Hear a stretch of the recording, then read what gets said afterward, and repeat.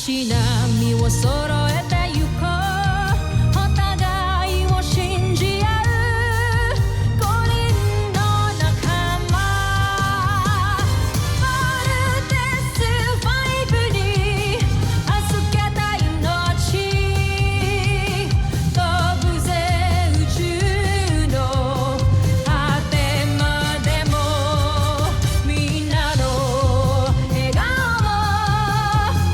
も近い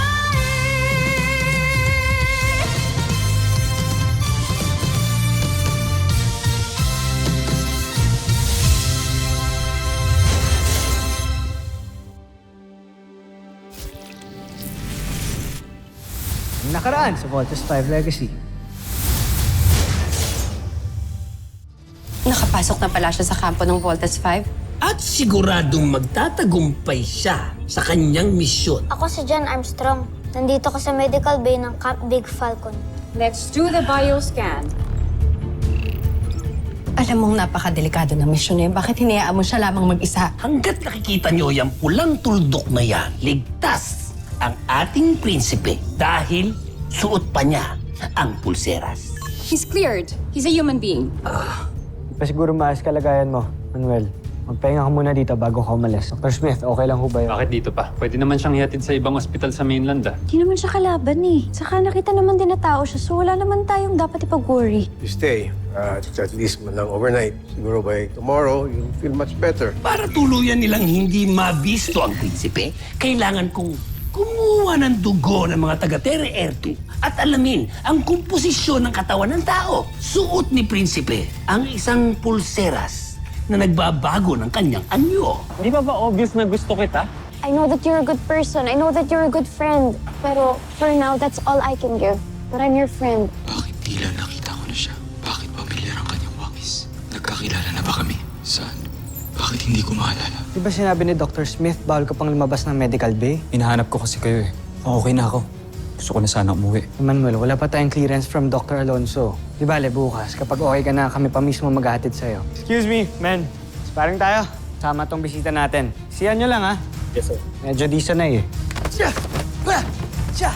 Ba! Siya!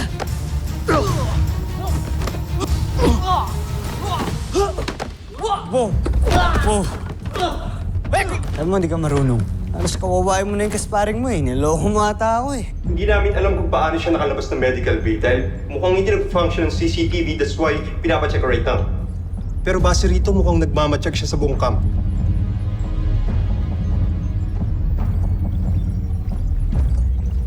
Kuya Bert! Kuya Bert! Nakausap ko si Kuya Steve. Nasa gym sila na Kuya Manuel.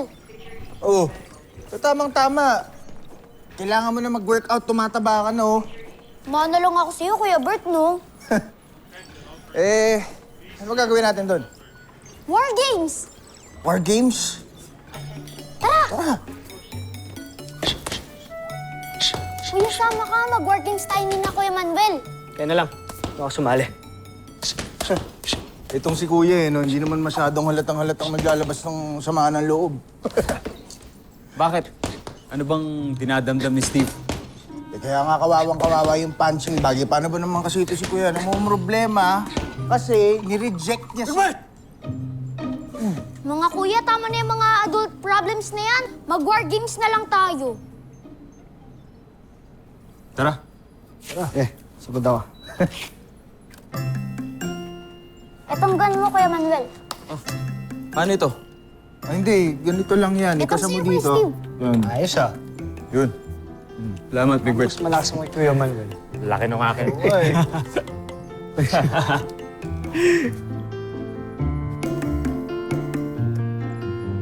Teka. Ito lang. Okay, game! Let's take over! Okay. Oh, ito na. Steve, hop! Oh, ito. Ay, feet na. Aray. Saan ka naman? Uy, bakit ako lang binabalan mo? Uy, aray ko! Aray! Headshot! Ano ko na, Kuya Manuel? Sa kanil ka na mo! Ganda yan, aray ko! Wala ka nang bala, parang yun! Uy! Bomba! Bomba! Uy! Uy! Uy! Isa lang!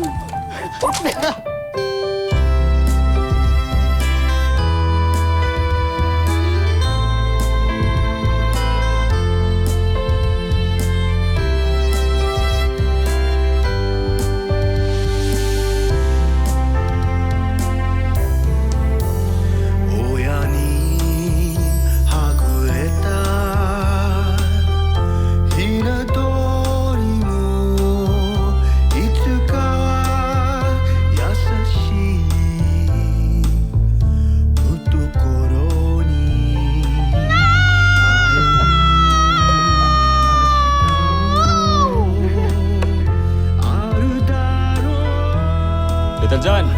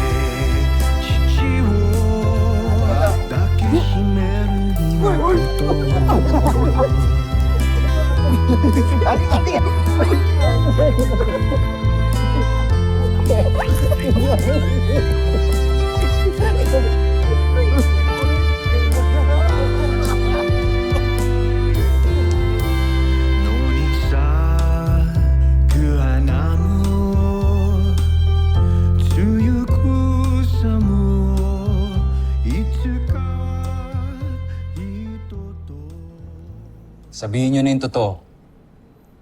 Ano ba talaga yung trabaho nyo dito sa kampo?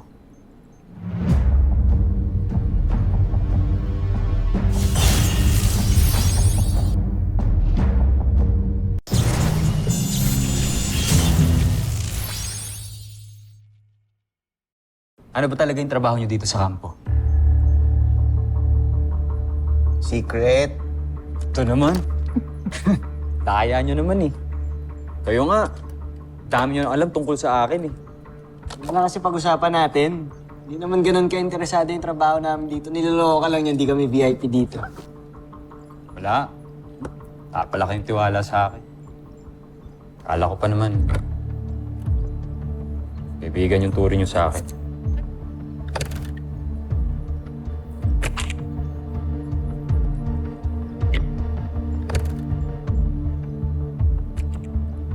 Okay, fine. Tatrabaho kami dito as... Lieutenant Commander Steve Armstrong, please come in. Dr. Smith. Bakit kasama niyo si Manuel? Hindi ba sa kalagayan niya dapat nasa medical bay yan? Dr. Smith, wala akong kasalanan sa Kuya Manuel dito. Kami hong nagdala sa kanya. Sorry po. Sorry po, Dr. Smith. Nag-enjoy lang po kami masyado. Naglaro lang po kami ng baril-barilan. Pasensya na. Babalik na ako sa medical bay. Huwag pasama ka kay Steve and Big Bert. Pantayan yan. Ayokong iikot-ikot yan sa camp. And pardon me for being straightforward. Tomorrow morning, kailangan ka nang umalis. Aalis na ako kapag lumiwanag na. Yes, Dr. Smith.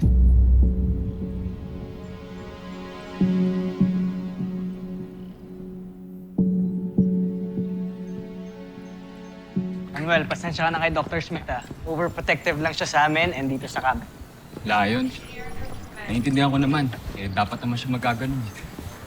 Kasi sa aking nabalitaan, dito raw nakatago ang Voltes 5.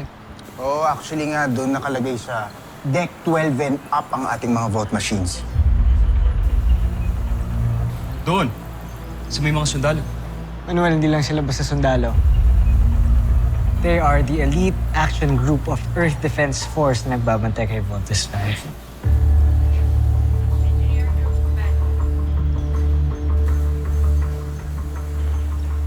Steve! Buti nandito kayo. Sakto, may good news ako. Umami na ako kay Jamie.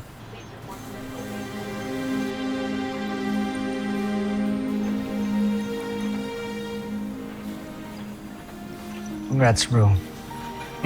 Congrats. Salamat, Tol. Alam mo, kung di dahil sa pep talk mo na isang araw, hindi ako magkakaroon ng confidence sabihin sa kanya yun. Nga pala nandito to.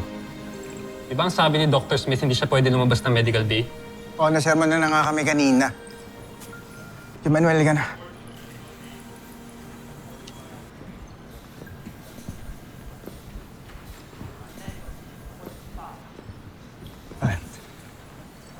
Gusto mo rin yung sinasabi niyan, Jamie, no?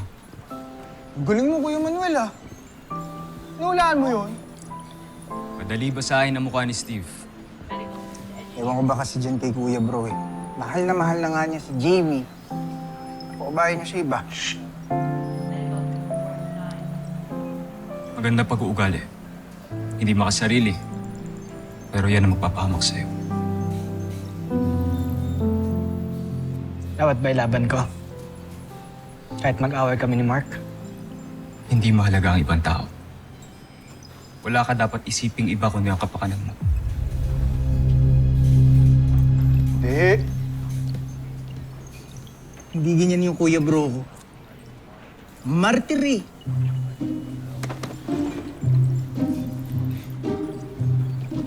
Uy, joke lang.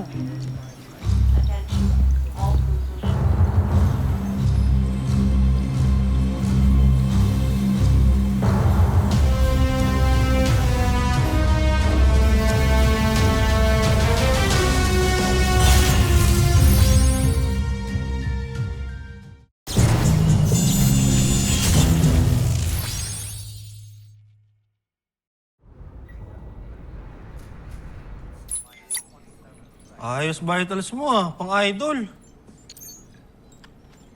Salamat. Tagal ka na dito sa kampo? Tagal na din, idol. Mga 3 years. Ibig sabihin, kilala mo ni mga piloto ng Voltes 5. Naman. Crush ko nga isa dun eh. Kamingay ah. Sino-sino nga ba sila? Naku, idol, di ko pwedeng sabihin sa'yo. Bawal ko sabihin sa tagalabas yung mga sekreto dito sa loob eh. Di na ba na ako kalaban? Kakampi na nga ako dito sa kampo eh. Pansin ko nga, close ka dun sa Armstrong Brothers eh. Mababait sila. Mabubuting tao. Totoo. Pero teka, niiba mo naman yung usapan eh. Sino nga kasi yung mga piloto ng Voltes 5? Si Steve, si Big Bert, sila no? Isa sila sa mga piloto. Ano ka ba? Tatanong ka pa. Kailan mo sila, di ba? Hindi sa kanila ka magtanong. Sagutin mo na ako.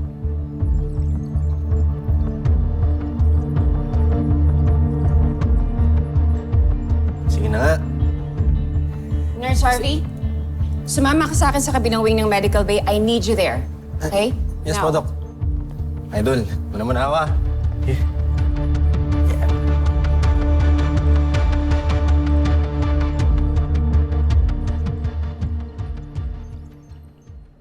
Dr. Smith, it's Mark. Enter.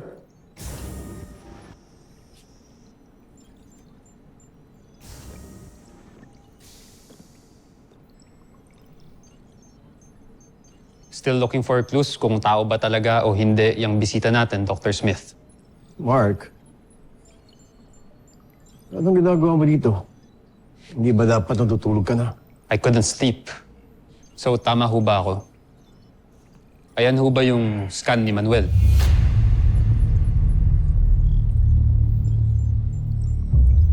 I don't know.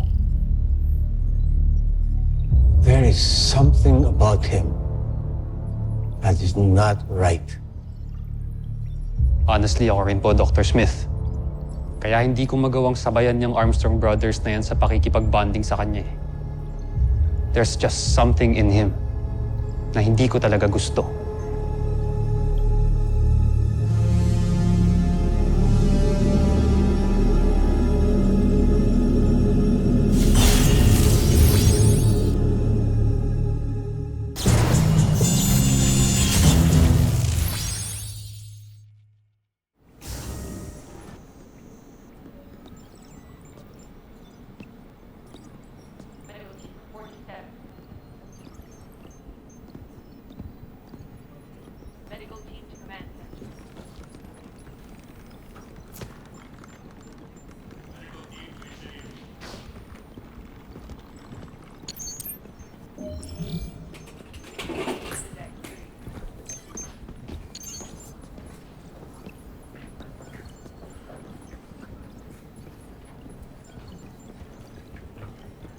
Bakit hindi ka napansin?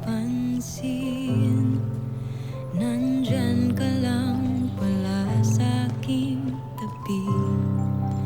Ba't hindi naisip na baka ikaw na ang para sa akin? Kala kaibigan lang, pero parang nahulog na rin ba ang Hindi mahalaga ang ibang tao. Wala ka dapat isiping iba kundi ang kapakanan mo. ikaw sana ang nauna, sana'y sa'yo at di kanya. Ang puso ko paano magkakawala? Dagdagan mo pa ang armas ng Beast Fighter. Yun ang aking ginagawa. At mas maganda yan kung patitibayin pa natin ang kanyang baluti para maitaas natin ang kanyang defense. Marunong pa kayo sa akin. Simulan.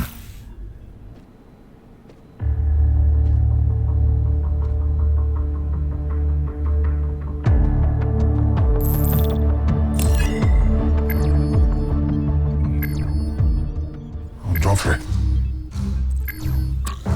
Joffrey, ikinagagala kita makausap, mahal ko. Mahal kong prinsipe. Kamusta ang iyong plano? Tagumpay ang aking plano, Sandra. Hindi ko lang basta napasok ang kampo ng mga taga-Terra Erto. Nakuha ko rin ang loob nila. Subalit, nagulat ako. Mababait pala sila. Joffrey, huwag niyo sabihin nagbabago ng tingin niyo sa kanila. Kayo na rin mismo ang nagsabi na kalaban sila. Oo, kaaway nga sila. Kaya walang magbabago sa aking mga plano, Sandra. Sasamantalahin ko ang kabaitang pinapakita nila sa akin. Hanggang sa malaman ko ang sikreto ni Voltes 5. At ipinapangako ko sa inyo, hindi matatapos ang gabing ito. Malalaman ko kung sino-sino ang mga piloto ng Voltes 5.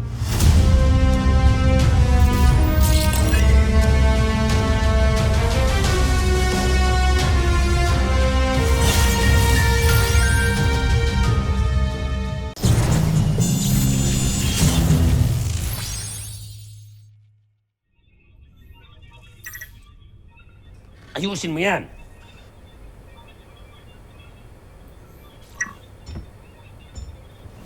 Bakit? Hindi ka pa nagpapahinga, Sandra?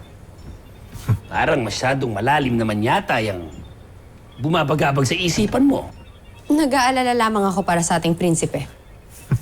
Lalo na't kasama niya ngayon ng mga kalaban natin. labis-labis naman yata ang iyong pag-aalala kay Prinsipe Zardos. Gayong kanina lamang ay kausap natin siya. Huwag mo sabihin sa akin hindi ka nag-aalala para sa ating prinsipe, Draco.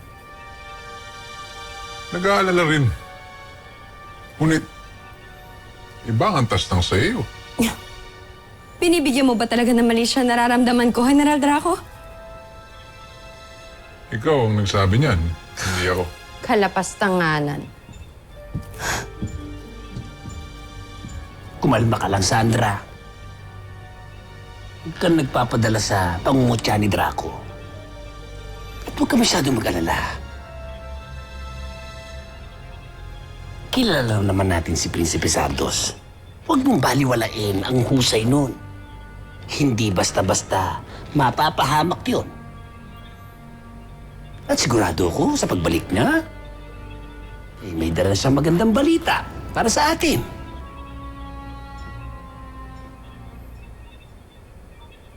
Para sa iyo.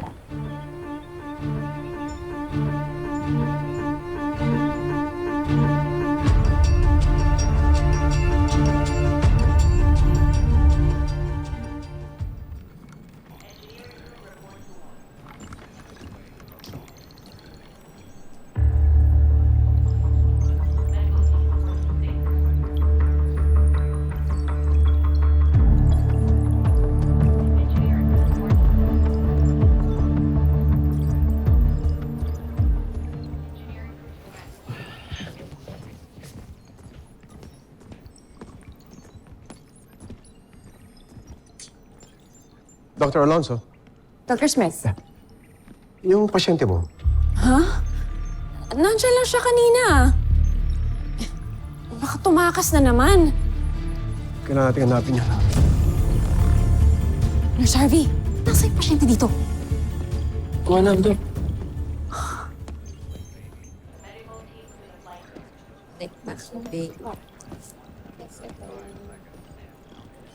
Anna?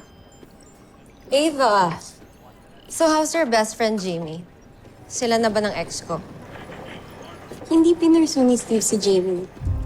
Actually, ang dinedate ni Jamie si Mark. Really? Oo. Ang totoo niyan, Steve and Jamie are just friends.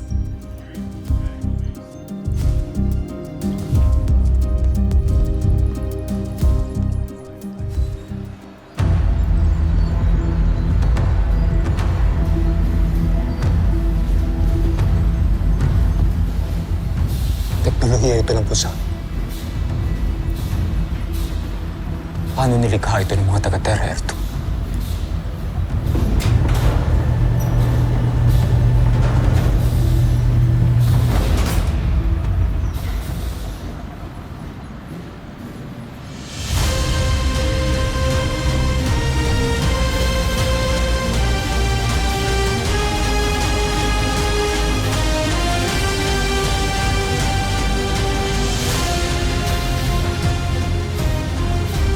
Voltes 5.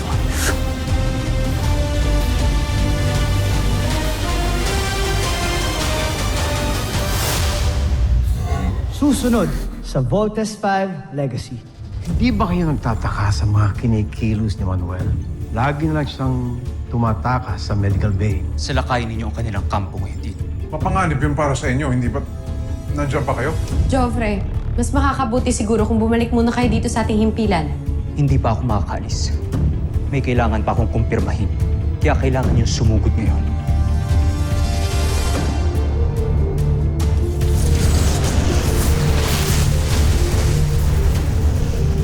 Where did it go? Bigla na lang nawala yung kalaban. I wonder kung bakit siya nagpakita tapos bigla naman din nawala. Baka panibagong tactic na naman nila yan. Dr. Smith, hindi ko kaya nagsispy lang sila kaya sila nagpakita sandali? Si Manuel po, Dr. Smith. Nandito po ba siya? Sir, sigurado ka ba na dito ka susunduin? Oo. Sigurado ako.